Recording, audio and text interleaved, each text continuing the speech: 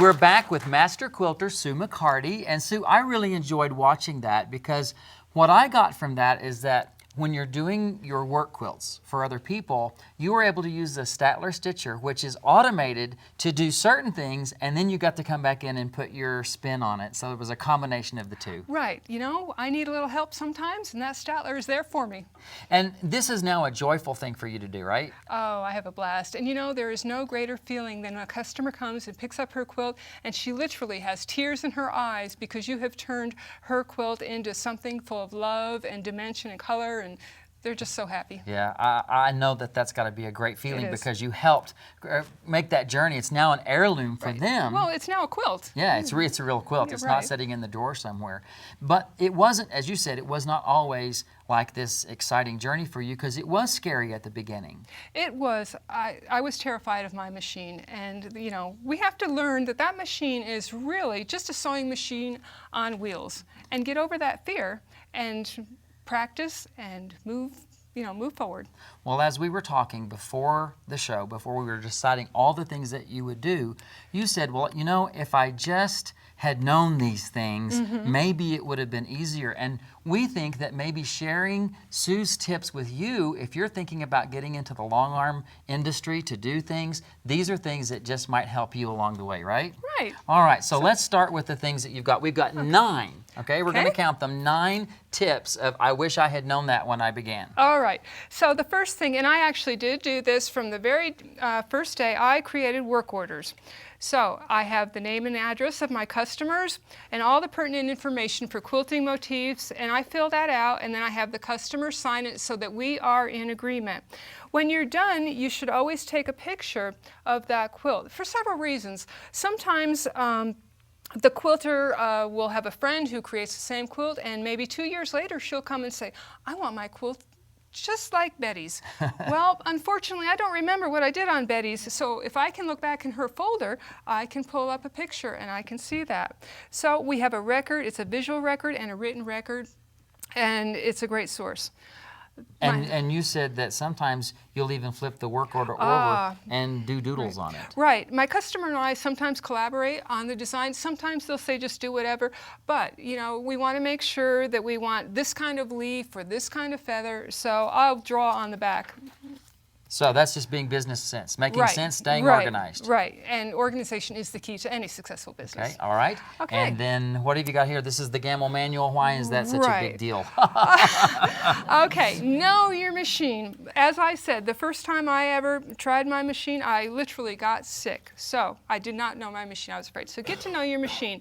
The first thing you can do, especially if you buy a used machine, you can go to the website, and I've gone to Gamble website, and I've printed out the manual for my machine, my first machine, and I have marked certain pages like checking your timing, things like that. And if you actually read the machine, read the book, you can learn a lot.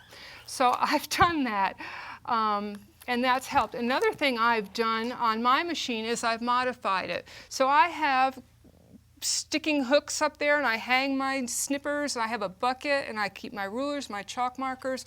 It looks like a little bit like a junkyard, but it works. Everything is at my fingertip. And you're saying you've modified it, but more importantly, you've customized it for your workspace. To let the things around you that you need to reach and grab for, they're not across the room, they're right there. Right, and your machine becomes your friend, truly. So you need to name your machine. Always remember to give your machine.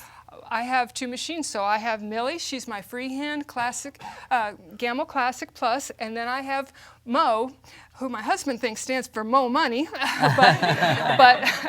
and he's my Statler. All right, that's great. Okay, so learn your machine and don't be afraid of it. And well, I was going to say, you know, people don't read their manuals. No, so they end up calling technical support, and the answer is right there. Right, it is. It's clear, it's right there. And that machine will actually tell you how to adjust tension, which is also the #1 problem that quilters have. Right, and you've got a trick for that, so let's talk about that. Number 3. Okay. The first thing you need to do is make sure that your bobbin tension is adjusted properly. Once you have that set, then you're probably going to be good to go. So there are 2 ways to do it. You can do a drop test, in which case the thread needs to pull smoothly. So I want to pull this up So the thread just barely comes out of it, and it needs to feel. You get the feel for it. The other way, which is good if you're not really certain new. what you're going to do, is to get a TOA thread gauge. And so I put my bobbin case with my bobbin in it, click it in, and then you put the thread around these little wheels here and down there, and then it will read. Normally you want it to read between 2 and 300 on this scale. And see how that one? So that bobbin is adjusted pretty well. And it will pull smoothly. The thread will pull smoothly. Once you've done that, you can go ahead and put your bobbin case and bobbin in your machine, and then you can fiddle with the tension gauges on your machine. All right. All right, resources, number 4. Right. The next question I'm often asked is, where do I go for education? There are many sources now, and there are more all on the time. I'm fortunate because I happen to live near Salt Lake City, which is the home of the Home Machine Quilt Show. And we have a show, and it's designed for machine quilters, and all the best teachers in the business teach classes there. So Mother's Day weekend, we all gather and we learn and we exchange ideas. But there are other shows throughout the country. And if you can't go to a show? Right. If you can't go to the show, the best of the best teachers have books. Here's an assortment of books from many of them. For a beginner quilter, I like this book right here. This is by Kimmy Bruner. And I also have a DVD, which Kimmy has created. And these are great for feathers. For example, this DVD talks about setting up your machine, making sure your leaders are straight. The setup is really important. A final resource is Machine Quilting Unlimited. This is the magazine for machine quilters, and I would highly recommend it. One of the things I like about this is it has articles regarding sit-down quilting and stand-up quilting. You yourself know as a sit-down quilter that many of the techniques overlap. As a matter of fact, I love your DVD. It talks about design and binding, and you have great everything. tips. Yeah, it's called Grand Finale. So, and I did it on a domestic, but some of those techniques cross over. Right. Well, a leaf is a leaf is a leaf. Yeah, you know. So absolutely. we're going to draw it. Okay. All right. Now, number 1, 2, 3, 4, 5 here. Okay. I used to collect fabric. Now I collect patterns, quilting motifs. So I have created my own personal catalogs, and what I will do is occasionally I will print out a block on. I happen to have an older version of a EQ7, I'm sorry. And then I will draw my designs in there because sometimes your brain will freeze and you won't be able to think of what you want to do. So it's a great reference. So that's what I create. And I have one for blocks, I have one for borders, and they are not things of beauty, but you know, I'll go to a show and I'll see somebody's motif and I'll have my little doodle pad and then I'll slip it in. I like these pages. This is just regular ruled paper. It's just and you're just school. using the lines, Right. Yeah, to do the designs So it on. forms. All right, so you have a little library of resources that you can go to. Right. All right, what do we got here? We got Oh, disasters happen when you're quilting. number 6 is disasters. Okay, so of course the first and foremost disaster you'll have is you won't be satisfied with what you've quilted, so we have to pick it out. Oh no! Yeah, so a seam ripper is a quilter's best friend, and we all know that.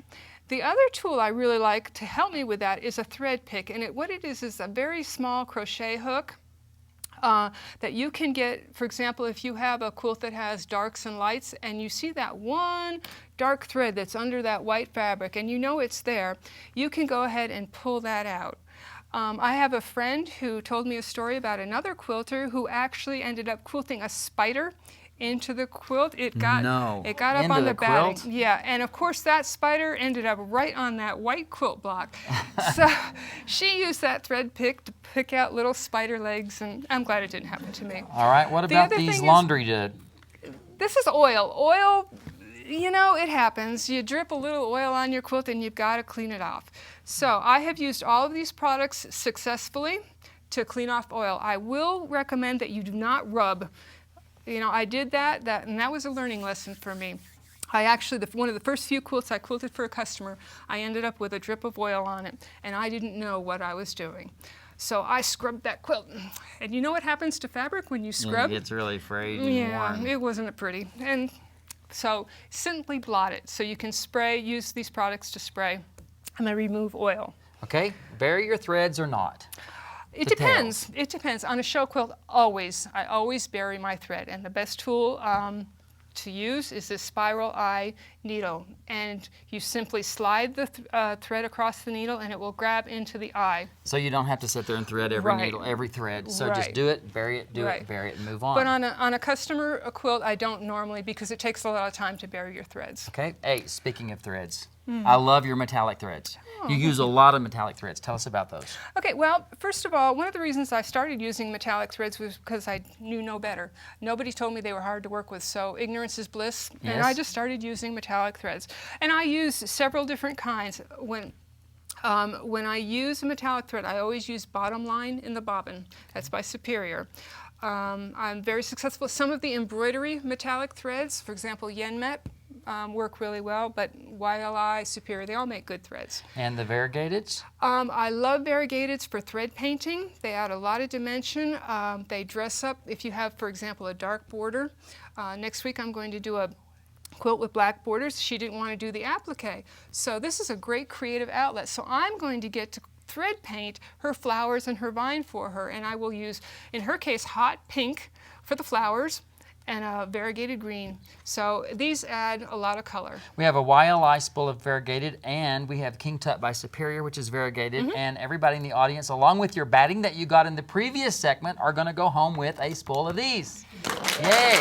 Yes. All right. All right. So number nine is the crystal ball and magic wand.